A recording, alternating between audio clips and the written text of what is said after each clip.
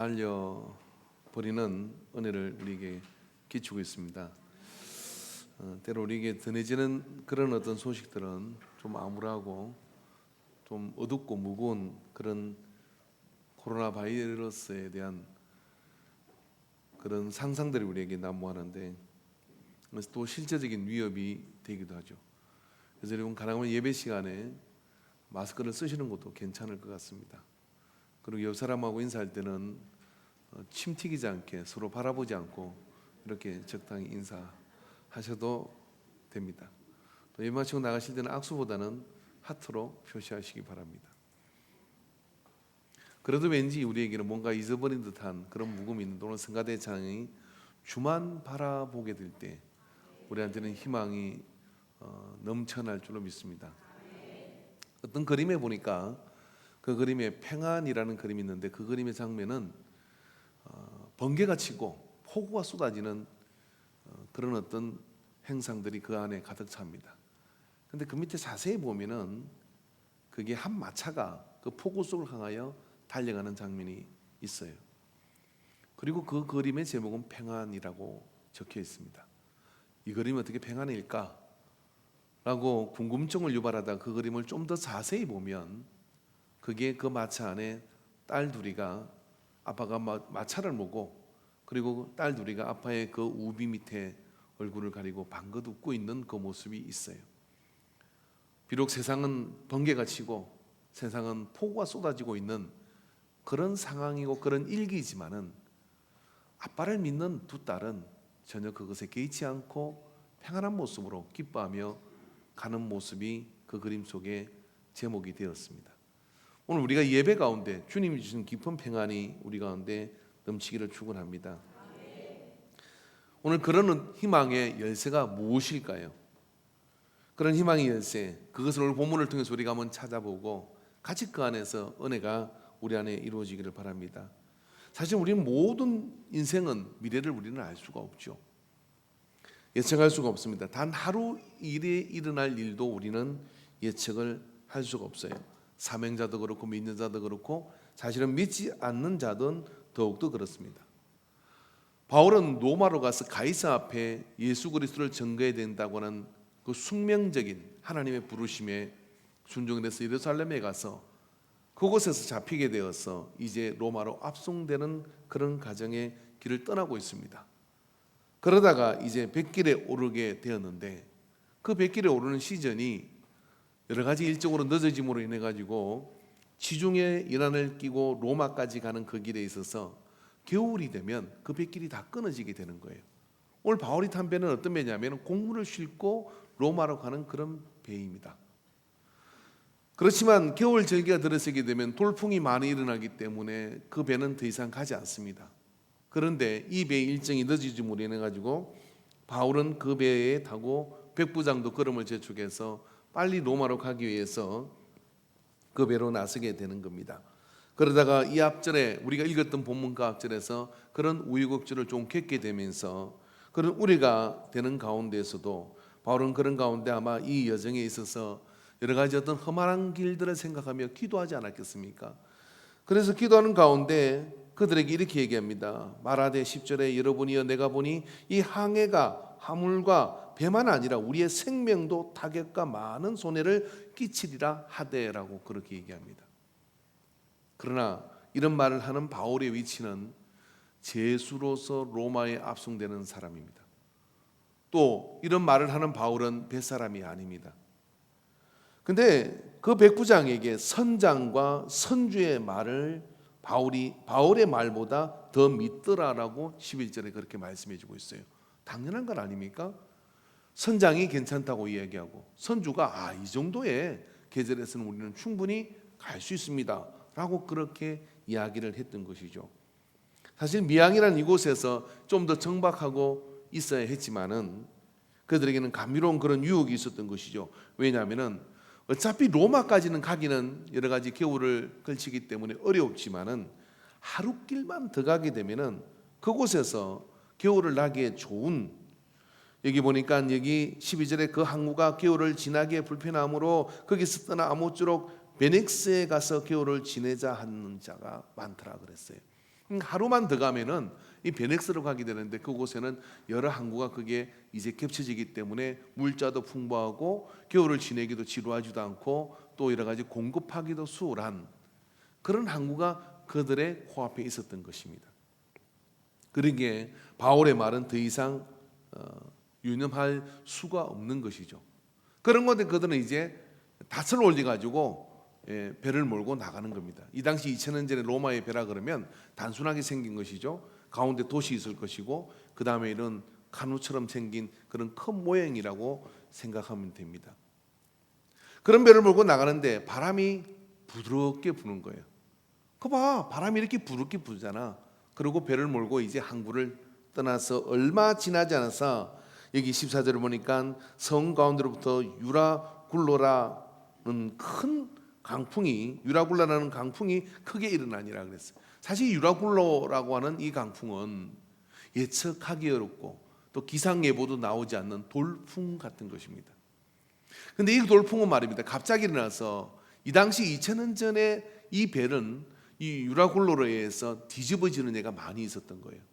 뒤집어진 예가 많이 있기 때문에 혹은 또 그것에 인해서 밀려나가가지고 어떻게 되냐면 해안에 부딪혀서 이게 파손되는 경우가 너무 많이 있었던 것이죠. 이 유라굴로는 전혀 예측하기 어려운 그런 바람인 것이죠.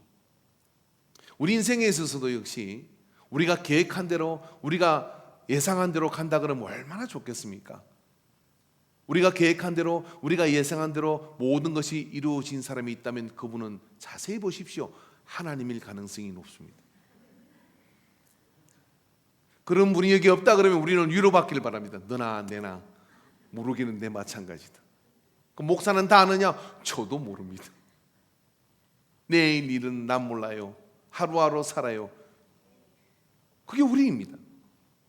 유라굴로를 우리가 예측할 수가 있었겠습니까?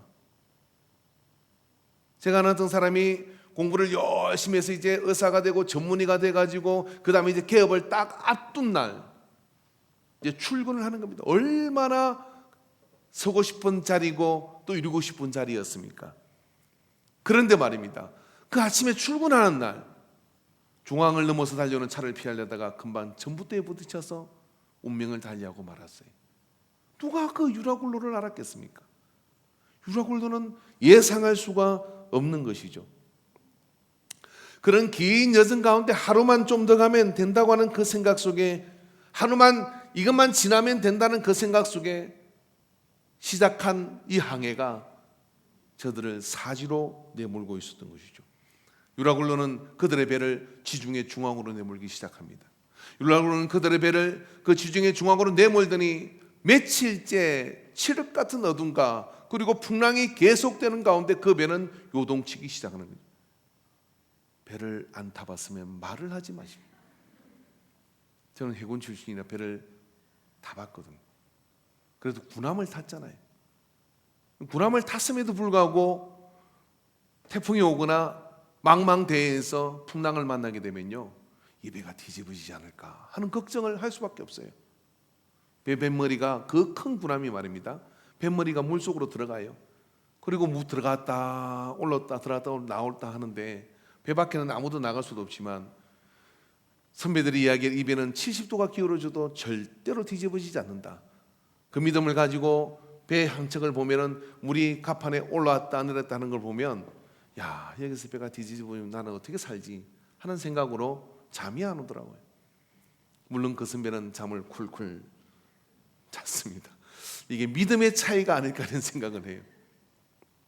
그러나 그 당시에 여러분 이 유라굴로를 만난 이들은 그 배가 지중해 끝으로 나갈 때 오늘 본문에 보니까 이제 정신줄을 놓아버렸고 먹을 것도 포기해버렸고 이제 구원의 여망이 영영 없다라고 그렇게 표현을 하는 겁니다. 배 안에 이제 누구도 이 배에 행하게 괜찮을 거라고 이야기하는 사람이 없어요. 누구도 그런 말을 하지 못합니다. 우리 인생의 유라굴로를 만나게 됐을 때 우리는 진정 믿음을 시험받게 되는 것이죠.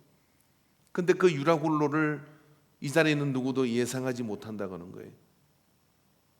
하루만 좀 참아주면 좋았을 뻔했는데 인생이 공식대로 되지 않아요. 그들은 바울의 경고를 무시했습니다. 바울 역시도 강력하게 말할 수 있는 입장이 아니었습니다. 그런 가운데 그 배에 바울이 타고 있다고 하는 것이죠. 그들은 사도행전 27장 11절에 보니까 백부장이 선장과 선주의 말을 바울의 말보다 더 믿더라 그랬어요. 27장 25절에 바울이 이렇게 얘기합니다. 그러므로 여러분이여 안심하라. 나는 내게 말씀하신 그대로 되리라고 하나님을 믿노라. 때로 유라굴로는 우리가 무엇을 믿는지를 묻고 계십니다. 우리가 여러 가지 코로나 바이러스의 위협이 있고 또 내 삶 속에 내가 예상하지 못했던 돌풍을 만나게 되는 거죠. 그럴 때 내가 말했던 믿음과 내가 가지고 있는 성경의 지식과 내가 가지고 있는 그 모든 경험을 다 동원해서 각자는 자기가 믿는 것을 선택하는 겁니다. 백부장은 선장과 선주와 선장의 말을 더 믿었더라고 성경은 이야기하는 거예요. 그래서 이 본문은 의도적으로 뭐냐면 우리가 무엇을 믿느냐를 묻고 있는 겁니다. 백부장은 선장과 선주의 말을 믿었지만 유라굴로를 만난 그 현장 속에서는 더 이상 백부장은 선주도 선장도 더 이상은 나를 믿으라 소리를, 내 말이 맞을 것이라는 소리를 아무도 하지 못합니다. 구원의 여망이 사라져버린 그런 상황 속에 그들은 직면하게 된 것이죠. 그런 건데 바울은 이 두려움을 가지고 있었습니다. 그래서 하나님의 사자가 그 밤에 나타나서 바울에게 이렇게 말해요. 두려워하지 말라. 옆 사람에게 이렇게 말해보시고, 보지 말고 두려워하지 말라. 보지 말라니까요. 두려워하지 말라.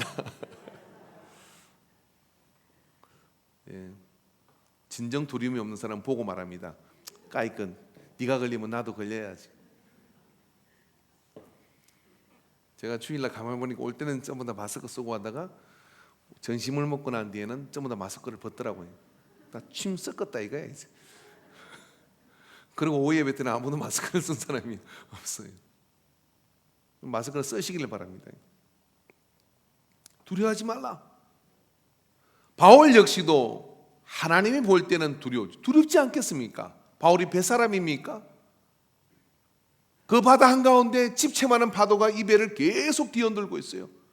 이번 파도에 잡히질까? 이번 파도에 넘어져 전복될까? 저 파도에 넘어져 전복될까? 하는 가운데 요동을 치고 있습니다. 그리고 바울에게는 뭡니까? 이 항해가 배와 또 물건과 그리고 생명조차도 위협을 받고 손해를 끼칠 것이라고 예견을 했던 일이잖아요. 예견을 했는데 자기가 지금 거기에 있는 거예요. 예견을 했는데 그 풍랑 가운데 있는 겁니다. 그런 가운데 이 바울은 그 밤에 사람들이 쓰러져 가고 지쳐가는 그 가운데 기도하고 있는 것을 볼 수 있습니다. 여러분, 우리가 풍랑 가운데, 유라굴로의 풍랑 가운데 해야 할 일 중에 일은 뭐냐면 바로 그때가 우리가 하나님께 기도해야 될 때인 줄로 믿습니다. 바로 우리가 그렇게 그때 기도하고 하나님 앞에 나아갈 때 우리는 말입니다, 그 기도를 통하여 흔들리고 있는, 그 기도를 통하여 놓치고 있는 내가 무엇을 믿느냐를 기도를 통하여 보게 되는 거예요. 그래서 여러분, 기도는 말입니다, 말씀이라고는 이 로고스를, 기도는 내가 믿는 레마의 하나님으로부터 레마의 음성으로 듣도록 만들어 주시는 거예요. 기도가 없다면 유라굴로에 떠밀려서 지중해 끝으로 밀려나가 파산하고 물속으로 수장되고 말 겁니다. 믿는 자나 믿지 않는 자나 시대의 유라굴로와 이 돌풍은 똑같이 당하는 겁니다. 똑같이 그 배에 타고 있는 겁니다. 그러나 믿는 자와 믿지 않는 자의 차이는 뭐냐면 그 유라굴로의 풍랑 가운데서 내가 뭘 믿는지를 기도할 때 비로소 보게 된다고 하는 거예요. 낮인데도 해가 보이지 않습니다. 밤인데도 별이 보이지 않습니다. 보이는 것은 하늘과 땅을 구별할 수 없는 파도만 보이는 거예요. 여러분, 해가 흐리고 날이 이렇게 구름이 끼면요, 바다에 나가보면요, 뭐가 바다인지 뭐가 하늘인지 몰라요. 근데 계속 흔들리니까 골이 흔들리지, 몸이 흔들리지, 내가 지금 몸 안에 있는지 몸 밖에 있는지, 이런 표현들이 아마 이 유라굴로 풍랑을 만나면서 바울이 깨달은 게 아닐까요? 내가 몸 안에 있는지 몸 밖에 있는지, 그런 가운데서 우리가 기도의 줄을 붙들면, 그런 가운데서 똑같은 돌풍에 만난 시대 가운데 있지만 믿는 자가 그 가운데 믿음을 왜 시험받지 않겠습니까? 평안할 때는 다 믿는 것처럼 보여요. 그러나 내게 예상하지 못했던 돌풍이 와서 내게 부딪히면 원망과 그 다음에 내가 믿는 것이 뭔가 하는 이런 갈등 속에 사로잡히게 되는 거죠. 그런 가운데 우리가 해야 될 것은 뭐냐면 더 기도하는 겁니다. 그런 가운데 우리가 해야 될 것은 뭐냐면 세상 사람과 똑같이 쓰러져서 구원의 여망을 잃어버리고 내가 어떻게 평안하게 죽을까, 내가 이 두려움으로부터 어떻게 피할까 하는 것이 아니라 그 배 중앙에 버티고 서서 이 바다를 만드시고 이 풍랑도 제어하실 예수 그리스도를 이름을 부르며 기도하는 것이죠. 그렇게 기도할 때 어떤 일이 벌어지게 됩니까? 그렇게 기도할 때 우리의 믿는 대상이 누구인지를, 우리가 무엇을 믿는지를 분명히 보게 되는 것이죠. 그래서 바울은 이렇게 얘기합니다. 나는 하나님을 믿습니다. 나는 하나님을 믿습니다. 여러분, 우리가요 꽤 괜찮을 때 나는 하나님을 믿습니다 하는 이야기는 누구나 할 수 있습니다. 유라굴로의 풍랑을 만났을 때 나는 하나님을 믿습니다, 기도한 사람만 할 수 있습니다. 그 밤에 하나님의 사자를 만난 사람만 할 수 있는 거예요. 나는 하나님을 믿습니다, 우리는 하나님을 믿습니다라고 이야기하는 교회가 되기를 원합니다. 나는 하나님을 믿습니다라고 이야기하는 아버지가 되기를 원합니다. 나는 하나님을 믿는다라고 이야기하는 어머니가 되기를 원합니다. 자식이 절망하고 유라굴로를 만났을 때 아들아 딸아 그 폭풍 가운데서 마차를 그치게 몰지만 딸들에게 괜찮아, 아빠가 이 풍랑을 헤치고 이 폭우를 헤치고 우리의 목적지로 너희들을 데려갈 거야, 나는 하나님을 믿는다 하는 이 평안이 기도할 때 오는 거예요. 여러분, 우리는 어떻게 믿음을 알 수 있습니까? 우리가 기도할 때 그 믿음이 더 커지는 거예요. 여러분, 궁금하지 않아요? 다윗이 골리앗을 향해 갈 때 기도했을까요? 안 했을까요? 왜 물맷돌은 5개나 주웠을까요? 그렇게 믿음이 확신하면 하나만 주워도 되는 거 아닙니까? 하나님이 골리앗을 잡아줄 줄로 믿습니다. 그런데 시냇가에 가서 물맷돌 5개를 줬어요. 제가 5번은 기도했다고 생각해요. 주여, 이것을 놓치면 그 다음이라도.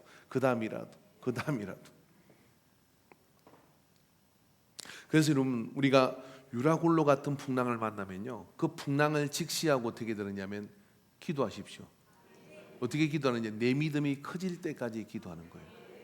내 믿음이 커질 때까지 기도한다는 것은 뭐냐면 내가 기도 중에 그 유라굴로가 작아지고 하나님이 함께 하심이 크시는 경험이 일어날 때가 기도를 멈출 때예요. 그러면 내가 무엇을 믿는지가 그 속에 놓이기 때문에 비로소 말을 할 수가 있는 것이죠.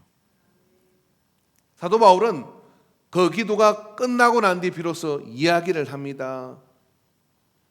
모두가 쓰러져서 사흘째 되는 날에 배의 규구를 그들의 손으로 버리고 여러 날 동안 해도 별도 보이지 아니하고 큰 풍랑이 그대로 있음에 구원의 여망이 없어졌더라. 여러 사람이 오래 먹지 아니하였으므로 바울이 그 가운데 서서 말하되 여러분이여 내 말을 듣고 그에 대해서 떠나지 아니하였으면 이 타격과 손상을 면하였더라면 좋았을 뻔하였느니라. 내가 너희를 권하노니 이제는 안심하라. 여러분, 우리가 믿음이 생기면 비로소 말을 할 때는, 바울은 여전히 제수예요. 바울은 여전히 선장이 아닙니다. 바울은 여전히 압송되는 아무 근한이 없는 사람입니다. 그러나 유라굴로를 만난 세상은 누구도 그 유라굴로를 다룰 수 없는 그런 어떤 상황에 직면하게 되면 결국은 하나님의 음성을 듣고 하나님께서 어떤 계획을 가지고 계시고 하나님께서 어떻게 인도하는지를 믿는 자의 소리에 귀를 기울일 수밖에 없는 거예요. 저는 요즘 새벽에 이사야서의 말씀을 보고 있는데 이사야서의 말씀은 크게 큰 선으로 보면 하나님이 심판하신다는 겁니다. 그리고 계속해서 말씀합니다. 믿는 자에게 이 심판이 너에게 유익이다라고 이야기를 해요. 왜냐하면 이 세대는 내 말을 듣지 않으니까, 이 세대는 자기들이 잘났다고 생각하니까, 하나님의 일을 방해하니까 하나님이 일하지 못하도록 제한하려고, 하나님이 아무것도 하지 않도록 자꾸만 제한하는 일을 하는데, 풍랑을 만나서 더 이상 자기들이 배의 키를 잡고 좌로 우로 움직일 수 없는 상황에 직면하고 있어야 자기 의도대로 하루끼만 가면 되는 그 길이라고 생각했는데 하루는 그냥 맨날 며칠을 지중해 그 한가운데로, 풍랑 가운데로 자기 의지와 상관없이 이 배가 몰려가는 상황이 직면할 때 선장은 비로소 내 한계를 인정하게 되는 거죠. 바로 그때가 그 배의 진정한 선장이 누군지를 아는 길입니다. 바로 그때 바울은 여러분 안심하십시오라고 이야기하며 그들에게 평안을 선포하는 그 자리에 서게 되는 겁니다. 그래서 여러분, 우리가 기도할 때 우리의 믿음의 대상이 무엇인지를 알게 될 뿐만 아니라 우리가 기도할 때 비로소 하나님의 역사를 이루게 되는 거죠. 여러분, 우리에게 말씀이 있습니다. 기독 신앙에 있어서 기도가 있죠. 만약에 우리에게 기도를 못하게 한다 그러면 저는 교회가 망하고 기독교 신앙이 이 지구상에 사라지는 길은 간단하다고 생각합니다. 교회가 망하고 기독교 신앙이 사라지는 길은 기도 못하게 하면 몇십 년 안에 없어집니다. 도덕적 논리와 수사학적 나열과 이 문서의 심오함을 이야기한다 할지라도 이것이 아무런 인류사에 영향을 주지 못할 겁니다. 그럼 우리에게 기도가 있음으로 인해서 어떻게 되느냐 하면 우리에게 심오한 신학이 없다 할지라도 사실 역사를 되짚어 보면 심오한 신학이 없던 시절에 단순한 이 말씀과 기도의 뜨거운 가슴을 가지고 있는 시대가 훨씬 더 하나님 앞에 신령한 시대였어요. 훨씬 더 하나님 앞에 더 큰 역사를 누리는 시대였습니다. 때로 신학이 없어진다 할지라도 말씀과 기도가 있다 그러면 그곳에서 성령은 친히 선생님이 되셔서 우리를 그 유라굴로로부터 해방시켜서 하나님의 위대한 역사를 경험하게 만들어 주실 거예요. 기도해야 내 믿음의 대상이 누군지를 알게 되죠. 사사기 6장 37절에 보니까 보소서 내가 양털 한 뭉치를 타작마당에 두리니 만일 이슬이 양털에만 있고 주변 땅은 마르며 주께서 이미 말씀하신 것 같이 내 손으로 이스라엘 구원하실 줄을 내가 알겠나이다 하였더니, 기도원이 왜 양털을 가지고 이랬다 저랬다며 하나님께 기도합니까? 기도하는 이유는 간단합니다. 내가 하나님을 믿어야 될 대상인가? 나는 지극히 작은 자고 용사도 아니고 별 볼 일 없는 사람인데 나보고 이스라엘을 구원하래요. 미디안의 그 대병을 물리치라고 이야기를 해요. 나는 그런 자격이 없는 사람인데 그렇게 말하는 대상이 믿을 만한 대상인가? 그래서 이사야 이 기도는 말입니다. 양털을 가지고 하나님께 기도하고 나가는 거예요. 하나님이 이걸 책망하지 않았습니다. 이건 우리가 의심하는 것에서 안 하고 다른 이야기예요. 우리가 기도를 더 하고 나갑니다. 내 믿음이 약하면 더 기도하고, 내가 보기에 안 될 것 같으면 더 기도하고, 안 될 것 같으면 더 기도하고. 그래서 유라굴로를 만난 그 상황 속에서 놀라할 것이 아니라 기도의 자리로 나가는 그런 선택을 할 때 우리가 무엇을 믿는지가 명료해집니다. 만군의 여호와를 그곳에서 만나죠. 풍랑 가운데 그 풍랑을 꾸짖고 무리를 걸어오시는 예수님을 그곳에서 내 삶 가운데 인격적으로 만나게 될 겁니다.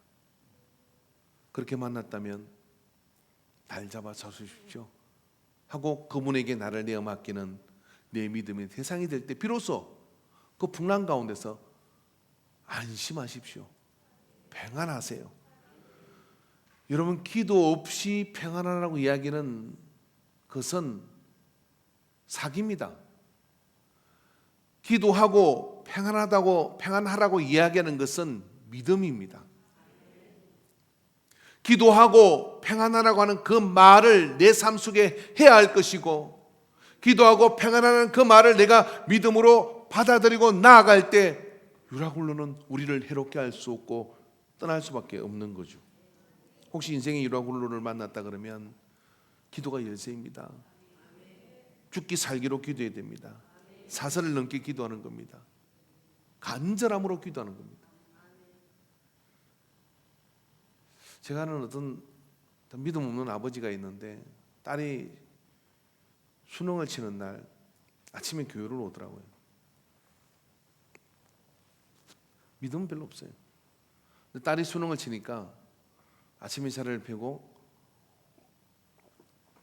수능이 끝나고 시험을 다 치고 나왔다는 딸의 문자를 받을 때까지 꼼짝없고 자리에 앉아 밥도 먹지 않고 물도 먹지 않고 화장실은 갔다 오는지 내가 직접 안 봐서 모르겠고 앉아가지고 꼼짝 않고 기도를 하는지 뭘 하는지 그냥 앉아있어요. 제가 볼 때 하나님께 때를 쓰는 것 같아요. 그분이 믿음이 없어요. 믿음 없는 사람도 딸 때문에 그렇게 자리를 지키더라고요. 우리는 믿음이 있습니까?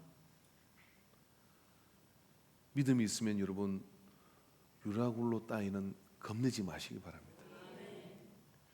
기도만 하면 어떻게든 그것을 통해 하나님의 역사를 펼쳐주십니다. 여러분 이게 사기라면 교회는 끝장났어요. 이게 사실이라면 기도하지 않는 당신은 바보입니다. 왜냐하면 성경의 말씀을 들은들 뭐하겠고 이 진리를 알은들 뭐하겠고 예배를 드린들 기도의 열쇠를 가지지 않았다 그러면 아무것도 지불받을 것이 없습니다. 그러나 기도의 열쇠를 가졌다면 조금만 안다 할지라도 조금만 엿본 것이라 할지라도 그건 내 거예요.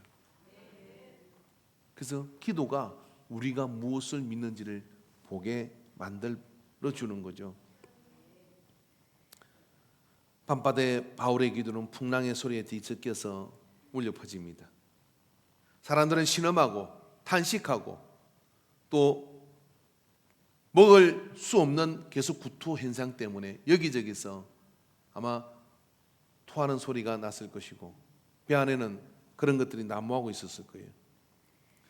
감옥에서 바울이 신라야 우리 찬양하자 하는 것처럼 그 가운데 하나님 제가 이 로마로 가는 이 여정 속에 이 풍랑 속에 저를 왜 두셨습니까? 하나님은 어떻게 하실 일입니까? 하고 그렇게 기도하지 않았겠습니까? 바울의 그런 기도가 어떻게 됐습니까? 바울의 그런 기도는 그 속에서 하나님의 계획하심을 일러주게 되는 거죠. 뭐라고 말씀하십니까? 바울아 두려워하지 말라. 내가 가이사 앞에 서야 하겠고 내가 너를 향한 계획은 이것이다. 유라굴로의 풍랑이 너희 길을 방해한다 할지라도 그 유라굴로의 풍랑이 너를 침몰시킬 수 없다. 내가 너를 향한 계획은 이것이다는 거죠. 여러분 우리가 신앙생활하면서요 기도의 줄을 붙들고 기도의 시간을 여러분 때를 넣든지 못 얻든지 그렇게 기도하고 가는 거잖아요. 특히 사업하는 사람들이나 직장생활하는 사람들이나 여러분 잘 들으십시오. 그냥 뭐 좀 이기적으로 기도하십시오. 이기적으로 기도하는 이야기는 뭐냐면 이 기도가요 하나님의 계획을 우리에게 알게 해주시는 거예요. 아니 예수 잘 믿는 사람들이 머리가 나빠서 그렇게 뭐 주일 되면 예배드리고 기도회 되면 와서 기도회 하고 때 되면 하나님께 작정 기도하고 나가고 머리가 나빠서 그래. 여러분 세상에 보니까 제가 보니까 예수 믿는 사람이 머리가 제일 똑똑해. 일주일에 한 번씩 책 보죠. 막 그리고 말도 잘하죠. 맨날 강연을 듣죠. 이런 벌써 나이 한 50대면요 이 강연 못 들어요. 또 거기다가 자기가 또 뭘 가르치고 다녀요. 머리가 되게 좋아요. 머리가 되게 좋은데 기도해요. 왜? 그 기도 시간을 통해 하나님이 계획을 알려주시는 거예요. 그 기도 시간을 통해 하나님이 그 계획을 알려주시니까 이게 수지가 맞는 거죠. 할렐루야. 이게 꽤 괜찮은 삶의 방식과 장사가 되는 겁니다. 그래서 바울은 그 풍랑 가운데 있지만 그 밤바다에 바울이 기도하는 것이죠. 앞으로 되어질 일을 하나님은 그 바울의 기도를 소리를 통하여 어젯밤에 하나님의 사자가 내게 일러주셨습니다 하는 바울의 삶을 향하여 이 배의 미래에 대해서 말씀해 주고 계십니다. 그래서 기도는 굉장히 재미있는 겁니다. 최근에 재미있는 영화 하나가 있는데 역사적 사실이죠. 미드웨이라고 하는 일본과 미국의 2차 대전에 있었던 일입니다. 1941년에 진주만이 폭격을 당하잖아요. 그래서 미군이 갑자기 기습을 당해서 폭망을 한 겁니다. 근데 그 이듬해 미군이 어떻게 하느냐 하면은 폭격기로 미본토를 타격을 해요. 거의 죽음의 사지로 이 조종사들을 내몰아서 의기를 세우기 위해서 한번 그렇게 한 겁니다. 그랬더니 일본도 본토를 타격하자 그러고 어떻게 하냐, 항공모함 4대를 1942년에 작전을 세워서 태평양으로 내모는 겁니다. 근데 그 항모 4대가 단 하루 만에 어떻게 되느냐면은 태평양에 침몰하게 돼요. 이게 좀 상상을 초월하기 하기 어려운 그런 일인데 그 이야기는 영화 보면 아니면 다큐멘터리 보면 다 나옵니다. 근데 그게 중요한 변수 중에 하나가 뭐냐면 일본에서 먼저 만들어진 레이더에 대한 어떤 전파를 통해서 다른 어떤 물체를 감지하는 기술이 있었어요. 근데 일본은 이걸 무시했습니다. 그게 어디로 가냐, 영국으로 가서 레이더가 만들어지게 되는 거예요. 미 해군에게는 뭐가 있었냐면 레이더가 있었어요. 지금의 레이더하고는 비교할 수 없지만 그들에게는 레이더가 있었고 일본 전함에는 레이더가 없었습니다. 어떤 사람들은 이것이 미드웨이 전쟁의 중요한 승패가 되는 요인 중에 하나이다라고 얘기를 합니다. 저는 이렇게 생각합니다. 예수 믿는데 기도하지 않는다, 레이더가 없는 사람이에요. 제가 너무 쉽게 진리를 이야기하니까 깜보는 경향이 있는데 예수 믿는데 기도하면 레이더가 작동하는 거예요. 그래서 레이더가 있는 배와 없는 배의 전쟁이 어떻게 되는 줄 아십니까? 수평선 너머에서 포탄이 날아오는 거예요. 아무리 망원경을 보고 봐도 배가 보이질 않아요. 그런데 포탄이 날아오는 거예요. 미사일이 날아오는 거예요. 어뢰가 날아오는 거예요. 어떻게 이깁니까? 못 이깁니다. 기도하는 사람은, 여러분, 제가 기도는 문이라고 얘기했잖아요. 영적 세계로 가는 문이라는 거예요. 그 영적 세계에서의 역사가 내 육신을 가져가는 이 세계에서의 흥하고 쇠함의 기준이 됩니다. 그래서 기도하면 그 밤에 그 풍랑 가운데 바울이 기도하니까 하나님이 너는 안심해라, 가이사 앞에 네가 서야 할 것이다, 그렇게 말씀해주고 하나님의 계획을 일러주신 것이죠. 그것은 말입니다, 기도하면 하나님께서는 우리에게 그 계획을 일러주시는 거예요. 이게 참 지혜로운 사람은 교회 나오면 뭘 몰라도 기도를 열심히 해요. 그리고 어떻게 하냐, 기도하는 가운데 하나님의 은혜와 인도하심을 받아요. 참 순수하고 바보스러운 사람은 그저 말씀을 듣고 예배는 드리지만 기도는 안 해. 안 하니까 어떻게 되냐면 맨날 어떻게 하냐면 나도 할 걸, 나도 그렇게 할 걸, 껄껄하다가 껄껄하게 갑니다.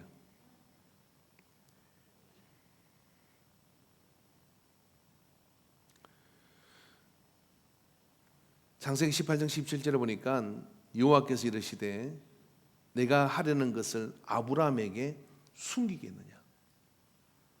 하나님이 하려는 것을 하나님은 사람에게 알리신다는 거예요. 그런데 누구한테 알리냐? 아브라함에게 알린다는 거예요. 아브라함이 왜요?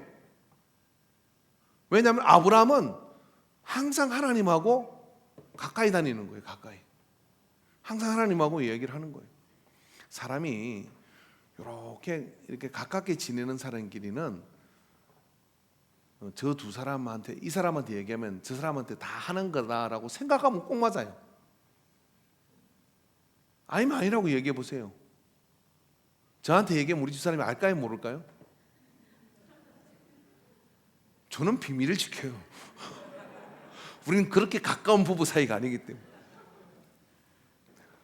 근데 여러분이 말할 때는 알거니 생각해요. 저한테 얘기할 때 그 사모님이 모르게 해주세요, 그렇게 말하면 자꾸 우리 집사람 볼 때마다 말을 하고 싶어. 차라리 말을 마요. 그럼 관심이 없어. 대화가 별로 없으니까. 근데 알거니 생각을 해요. 하나님도 그런 거예요. 너 눈앞에 아브라함이 밟히고 막 기도 시간에 계속 접속이 들어오는 거예요.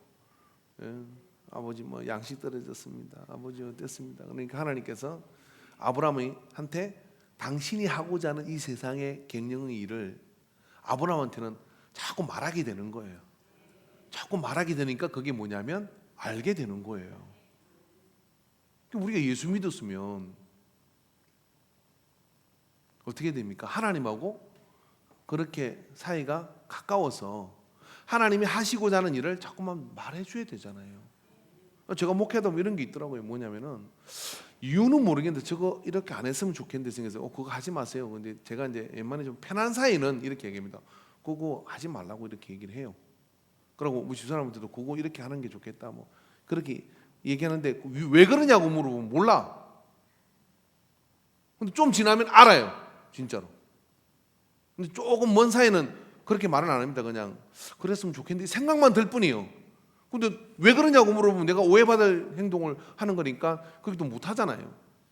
왜 그런가 하고 제가 생각해 보니까 자꾸만 하나님하고 가까이 어찌든지 있는 사람한테는 하나님께서는 하나님의 계획을 자꾸 알려주시는 거예요. 그런 일이 뭐 한두 가지가 아니에요. 부지 중에. 그러면 저만 그러겠어요? 여러분도 기도하면 어떻게 하나님께서 알려주십니다. 자, 지금부터 결정하세요. 난 네이다 달고 살래. 아니면 네이다 없이 그냥 맨 땅에 헤딩할래. 말씀 백날 천날 여러분 한번 뒤져보세요. 내 마음 속에 하나님께서 가르쳐줘 이게 내 말씀인 줄 알지. 레이더를 달면 그게 감지가 되는 거예요. 성령께서 알게 해주셔요. 이리 말을 해도 막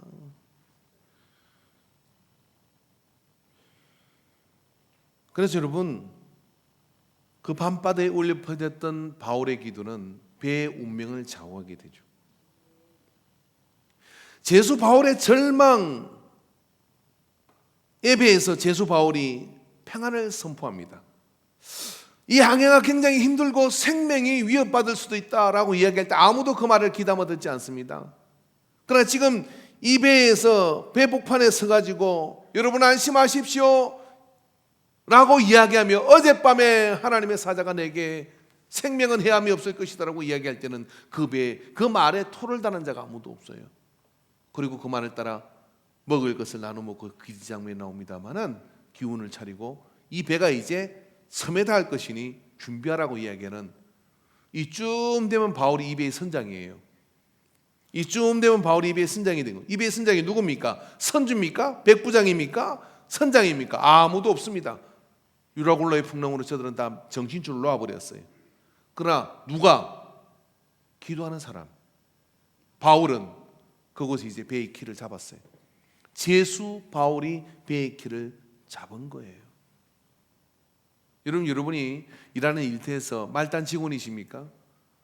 여러분이 일하는 어떤 그런 상황 속에서 별로 내게는 어떤 완장이나 감투가 없습니까? 교회 안에서 내게 어떤 뭐 직함이 별로 없습니까?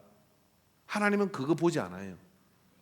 뭘 보시느냐면요, 내가 속해 있는 직장에서 내가 기도하는 사람이면, 내가 속해 있는 어떤 그 울타리에서 내가 기도하면 하나님께서는 어떻게 하십니까? 내가 믿는 하나님이 나로 거기에 파송을 해준 선교사요, 나로 인해서 그 기업이 복을 받는 역사가 나타나겠죠. 그죠? 그런 역할들을 하는 거예요. 여러분, 현대 기업에서 직원을 채용할 때, 우수한 인재를 채용할 때 제일 1차 덕목이 뭔지 아십니까? 스펙? 아니면 그 사람이 가지고 있는 어떤 지식, 학벌 이런 거 보겠죠. 그걸 다 총칭해서 이걸 묻습니다. 한 번도 경험하지 못한 상황에 너는 어떻게 대처할 것이냐. 전 세계적인 기업은 이걸 물어요. 우리가 지도자를 뽑을 때도, 우리가 어떤 그런 CEO를 초청할 때도 이거 아닙니까? 왜냐하면 하도 불확실한 이 세상 속에 유라굴로 같은 풍랑을 우리는 많이 만나는 시대에 만난 거예요. 이제 경험해보지 못한 뭔가를 기업들이 경험을 하는데 그때 어떻게 판단할 대처 능력인데 위기 관리 능력이에요. 이게 저는 믿는 우리 청년들이 기도를 정말 열심히 하면 전 세계적인 기업으로 다 이렇게 취업될 줄로 믿어요. 기도하면 이걸 주시거든요. 기도하면 그 기도 시간을 통해 하나님께서 앞일을 알게 하여 주시고 그 위기 속에서 뭘 해야 될지를 알게 하여 주시잖아요. 그래서 그 기도 가운데 그런 것들을 한 번, 두 번, 세 번씩만 기업에다가 써먹었다고 생각해 보세요. 그 사람은요 인정받는 사람이 돼요. 그리고 어떻게 되느냐면 위기 관리 능력 인정을 받으면 어디로 어떻게 커질지 모르는 인물이 돼버려요. 이 세상의 판을 하나님이 짜셨잖아요. 세상에 그분이 내 아버지라는데 아버지가 아들 몰래 뭔 일을 한다. 그 아들은 뺀치 당한 거예요. 그 아들은 말입니다 아버지의 눈밖에 난 거예요. 그러면 내가 기도로 하나님께 자꾸만 나가고 내 믿음의 대상이 세상이 아니고 권력도 아니고 아무것도 아닙니다. 하나님이 내 오야봉입니다 하고 그렇게 하나님을 나의 주군으로 모시고 가는 거예요. 그리고 하나님이 그렇게 가면 하나님께서 하시고자 하는 일을 아브라함에게 알린 것처럼 그에게 알릴 거 아니에요. 그러면 아무리 예상하지 못한 유라굴로 같은 그런 풍랑을 만났지만 이 사람에게는 보관이 있는 거예요. 요셉에게는 그 기근을 구할 길이 있는 거예요. 그래서 바로는 요셉을 총리로 시키는 겁니다. 위기에 대한 관리 능력을 이 사람보다 잘할 사람이 없다. 여러분 이것이 기도가 주는 매력이고요. 이것이 기도가 가지고 있는 위력이고 이제까지 기도를 통해 하나님이 사람을 사용한 그런 어떤 자료입니다. 자, 옆 사람한테 다시 한번 춤추기면 이제는 이야기하십시오. 그래도 기도 안 할래?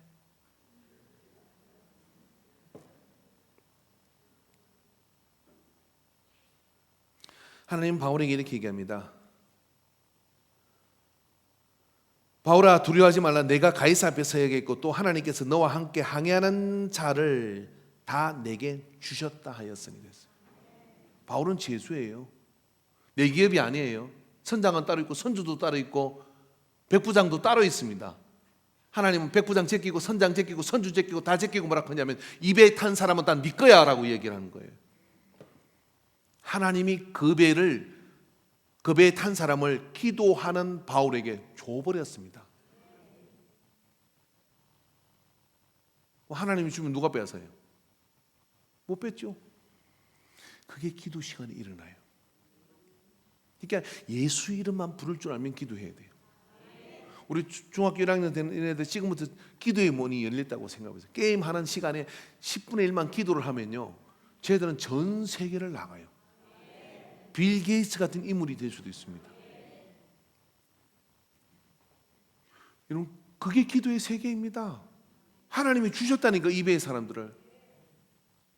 유라굴로의 풍랑을 맞는 이 시대 가운데 기도하는 한 사람에게 하나님 오셔서 이 시대의 모든 사람을 내가 너에게 준다. 그래야 준 거지. 그래야 받은 거잖아요. 그게 기도의 세계입니다. 그게 뻥이었다면 우리가 모여서 예배드릴 이유도 없어요. 그게 진실이기 때문에 이 땅에 잘나고 똑똑한 사람들이 하나님께 생명을 걸고 가는 징검다리가 된 겁니다. 그렇게 하나님을 경험하니 더 큰 하나님을 만나게 되고 그래서 또 기도하며 하나님을 경험하니 더 큰 하나님을 만나게 되니까 물러설 수 없는 확신 속에 들어가게 되는 거죠. 그게 교회의 역사입니다. 우리 믿는 자 아닙니까? 6월에 여러분 참으로 이 코로나 바이러스를 참 이렇게 말하면 이상하지만 이런 위기를 우리가 은혜의 차원에서 보면 잘 만났습니다. 생명을 걸고 하면 이제 기도 한번 합시다. 그리고 기도를 통하여 하나님께서 어떻게 인도하시는지를 각 사람이 경험해보자 이 말이에요. 내 인생에 유라굴라가 왔습니까? 이렇게 생각하십시오. 이 배를 접수할 때가 되었구나. 하나님이 내게 주셨다. 하나님 믿음으로. 세상의 입에는 아무도 기도하는 사람이 없어요. 선장은 자기 항해수를 의지하고, 선주는 배의 튼튼한 것을 의지하고, 백부장은 자기의 군사적 힘을 의지하지요. 그러나 유라굴락 앞에 이런 것들은 다 힘을 잃어버립니다. 누가 남냐? 제수 바울이 힘없이 드리는 기도 같으나 그 기도를 하나님이 들으시고 안심하라고 이야기하며 그 배에 있는 모든 생명들을 바울에게 준다라고 말씀해 주신 거예요. 제수가 방향을 제시한 거예요. 왜? 기도하는 사람은 더 이상 제수일 수가 없습니다. 그래서 기도는 우리를 하여금 역사의 주권을 가져오게 합니다. 기도는 우리를 하여금 내가 신분이 어떠한 것하고 상관없이 어떻게 하냐면 주도권을 기도하는 자에게 주시는 거예요. 기도하는 자에게 그 주도권이 주어질 때 그 은혜 속에 우리가 하나님의 역사를 누리게 될 줄로 믿습니다. 자, 보십시오. 하나님은요, 이 바울의 기도를 통하여 어떻게 하십니까? 23절의 말씀과 25절의 말씀과 11절의 말씀은 상황이 많이 다르는 차이가 하나 있습니다. 백부장이 선장과 선주의 말을 바울의 말보다 더 믿더라라고 할 때 그 앞에 10절에 보면 생명도 해질 것이라고 이야기를 합니다. 말하되 여러분이여 내가 보니 이번 항해가 화물과 배만 아니라 우리 생명도 타격과 많은 손해를 끼치게 되리라. 그러니까 그 배에 살아남은 사람이 몇 사람 없을 것이다, 이런 상황이에요. 그런데 하나님께서 바울이 그 배를 막아쓰고 기도하니까 어떻게 됩니까? 말이 달라졌죠. 어떻게 달라졌냐면 배는 파산하고 물건도 잃어버리게 되지만은 생명은 하나도 잃어버리지 않는다는 거예요. 그래서 실제로 그 배에 타고 있는 제수들과 그 배에 타고 있는 모든 사람들은 다 섬으로 생명의 해함이 없이 다 올라갈 수가 있었던 거예요. 하나님의 계획하신 것에서 바울의 기도의 변수가 있으니까 유라굴로라고 하는 인생의 변수가 나타났으나 그 기도에 사람이 있음으로 인해서 어떻게 되느냐면 결과가 하나님이 계획하신 것과 다른 변동이 되어졌다, 이런 이야기예요. 여러분, 기도는 하나님의 역사를 바꿉니다. 기도는 하나님의 그런 징벌의 계획도 바꾸는 것이죠. 하나님은 바울의 기도를, 풍랑 가운데 서리는 바울의 기도를 들으시고 하나님의 계획하심을 바꿔서 그 역사를 만들어주죠. 그렇기 때문에 여러분, 우리는 기도는 우리가 역사의 축이 되게 만들 뿐만 아니라 기도는 근본적으로 우리에게 깊은 평안을 주는 거예요. 불안할 때는 이래도 불안하고 저래도 불안하고 다 불안해요. 그러나 자리를 펴고 앉아서 하나님께 아버지는 내 하나님이요, 하나님은 내 아버지요, 주님은 날 위하여 십자가에서 죽으신 것을 내가 믿습니다 하고 예수의 이름으로 그렇게 기도하고 깊이 막 간절히 기도하고 엎드려서 기도하다 보면요, 이 안에 평안한 호수가 열려져요. 그리고 거기서부터 평안이 우리를 딱 붙들 때 어떻게 되냐면 실체를 바로 볼 수 있게 만들어요. 그리고 실체를 바로 볼 수 있으면 어떻게 되느냐면 그 가운데 뭐가 하나님이 내게 주시는 유익인지를 발견하게 되죠. 그리고 기도는 하나님의 일하심을 경험하게 만들어요. 그래서 하나님이 졸지도 주무시지 않고 열심히 일하시는구나를 경험하게 될 때 두 다리 쭉 뻗고 잠을 잘 줄로 믿습니다. 할렐루야. 베드로가 옥에 갇혔으나 두 다리 쭉 뻗고 잠을 자잖아요. 하나님 일하셔가지고, 그때 성도들이 중보기도 막 하니까 천사를 보내가지고 베드로의 옆구리를 급하게 차며 일어나라. 그래서 감옥에서 불러내가지고 끄집어내서 가잖아요. 하나님 일하심을 경험하는 기도자가 되기를 주의 이름으로 축원합니다. 기도합시다.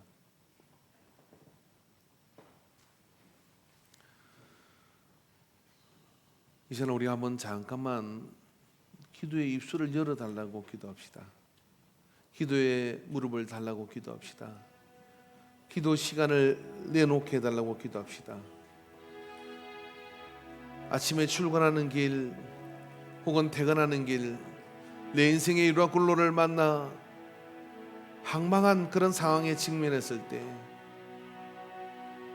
기도의 자리로 걸음을 옮기고 그곳에서 하나님의 인도하심을 간구하며 살든지 죽든지 주님의 뜻 안에서 이끌림 받기를 사모하는 기도자로 설 때 하나님은 거저 보지 아니하시고 우리에게 그 크고 긴 산 가운데 하나님의 의를 이루도록 인도하여 주실 것을 믿습니다. 주여 삼창하고 기도합니다. 주여 내가 기도의 자리에 서게 하소서. 주여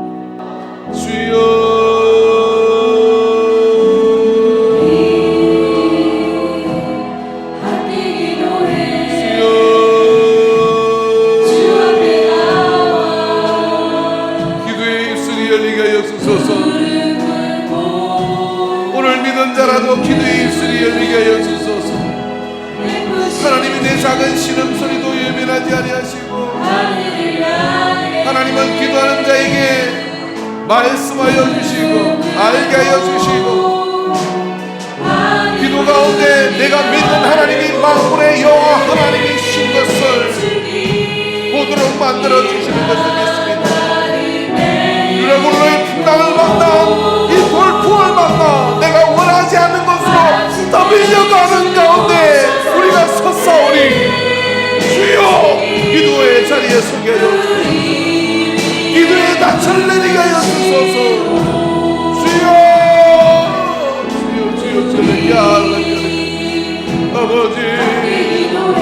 아버지 벙어리 같은 입술이 열리게 하여 주소서. 기도는 언제나 2차적인 것이었고 특별한 사람만 하는 것이라고 생각하던 이 생각을 이제 지우게 하소서. 기도는 부모만 하는 것이라고 생각하던 이 생각을 지우고 내가 기도의 자리로 나아가 하나님의 역사하심 앞에 하나님의 인도하심 앞에 간구합니다. 열어주시옵소서. 이 나라의 질병을 물리쳐 주시옵소서. 주여 이 지역에 그리스도의 평강이 넘치게 하여 주소서. 우리 교회가 기도하는 교회 되어 이 기도에 우리 교회의 기도를 통하여 이 지역이 평안케 되는 역사가 있게 하여 주소서. 믿음의 가정들이 세워지게 하소서. 악한 사단의 힘을 멸하며 하나님의 계획하심을 붙들고 나가는 그 믿음의 자리에 손으로 우리를 이끌어 주소서.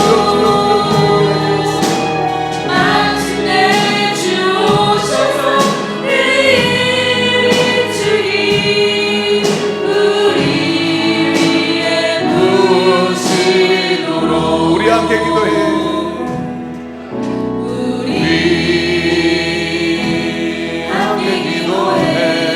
주 앞에 나와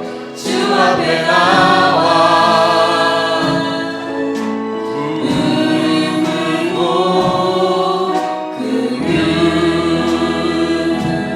베푸시는 주 하늘 향해 두 손 들고 다 같이 손을 가슴에 갖다 대고 찬양합시다. 열리고 은혜의 주님 이 땅 가득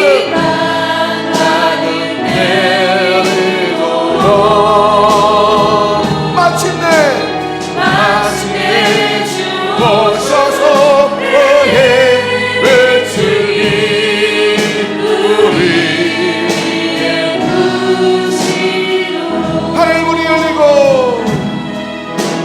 하늘 문이 열리고 은혜의 주님 이 땅 가득 내리도록 아멘. 마침내 주 오셔서 은혜의 주님 우리의 구시 한 번 더 하늘 문이 열리고 여러분 개인의 하늘 문이 열리길 바랍니다. 기도의 문이 열리길 바랍니다. 은혜의 주님 이 땅 가득 내리도록 마침내 주 오셔서 은혜의 주님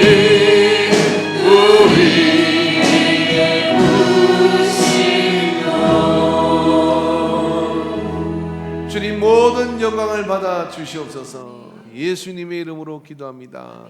아멘. 우리 찬양 드리겠습니다. 여기에